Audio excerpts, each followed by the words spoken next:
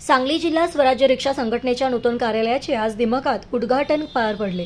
जुना बुधगाव रोडवरील आरटीओ कार्यालयाजवळ संघटनेचे कार्यालय सुरू करण्यात आले असून या नूतन कार्यालयाचे उद्घाटन व्हॉइस ऑफ मीडिया पत्रकार संघटनेचे इलेक्ट्रॉनिक मीडिया जिल्हाध्यक्ष व TV9 मराठीचे प्रतिनिधी शंकर देवकुळे यांच्या हस्ते पार पडले। यावेळी श्रीफळ वाढवून आणि फीत कापून कार्यालयाचा शुभारंभ करण्यात आला। याप्रसंगी स्वराज्य रिक्षा संघटनेचे अध्यक्ष रामभाऊ पाटील यांच्यासह इलेक्ट्रॉनिक मीडियाचे प्रतिनिधी व रिक्षा चालक देखील उपस्थित होते। रिक्षा चालकांच्या समस्या आणि प्रश्न सोडवण्याचा प्रयत्न नूतन कार्यालयातून होईल असा विश्वास स्वराज्य रिक्षा संघटनेचे अध्यक्ष रामभाऊ पाटील यांनी व्यक्त केला।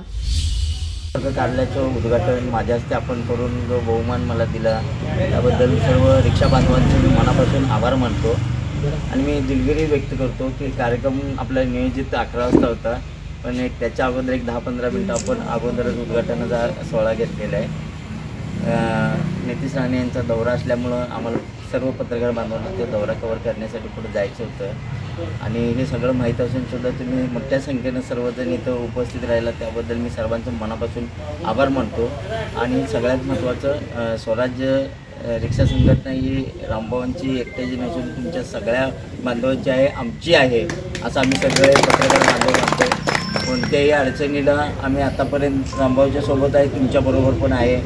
इथून पुढे भविष्यातही तुम्हाला कोणत्याही प्रकारची अडचण आली, काय समस्या असेल तर रामभाऊकडे माझा नंबर आहे, आमच्या सर्व पत्रकार बांधवांचे नंबर आहेत। ज्या त्या तालुक्यातले संघटना आपण मजबूत करायची आहे, त्याचबरोबर सांगली शहरात आणि जिल्ह्यातसुद्धा एक आपली ताकद एक मोठी अशी संघटना मजबूत करायची आहे, जेणेकरून येणारे सर्व प्रश्न आपले मार्गी लागले पाहिजेत। ही रिक्षा संघटना फक्त रिक्षा चालकांचेच प्रश्न घेऊन लढत आहे असे नाही आहे, तर त्यांच्या कुटुंबाचे सुद्धा आणि मुलांचे सुद्धा प्रश्न घेऊन ही रिक्षा संघटना काम करते याचा मला सार्थ अभिमान आहे।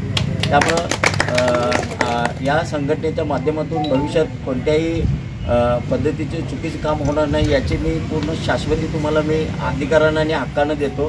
कारण रामभाऊला गेले मी 15 ते 20 वर्ष झालं ओळखतो आहे आणि एक माझा मित्र आणि एक भाऊ म्हणून मी त्याच्यासोबत आहे आणि इथून पुढेही त्याच्या कोणत्याही अडचणीत आम्ही सर्व पत्रकार बांधव त्याच्या पाठीशी खंबीरपणे उभे आहोत आणि तुमच्यासोबतसुद्धा आम्ही खंबीरपणे उभे राहणार आहे। मला या ठिकाणी आमच्या सर्व पत्रकार बांधवांना बोलावून या ठिकाणी आपण उद्घाटनाचा कार्यक्रम घेतला त्याबद्दल मनापासून आभार मानतो आणि आपल्या वर्धापन दिनाला आमच्या कायम शुभेच्छा आहेत आणि आजही शुभेच्छा देतो। जय हिंद, जय महाराष्ट्र।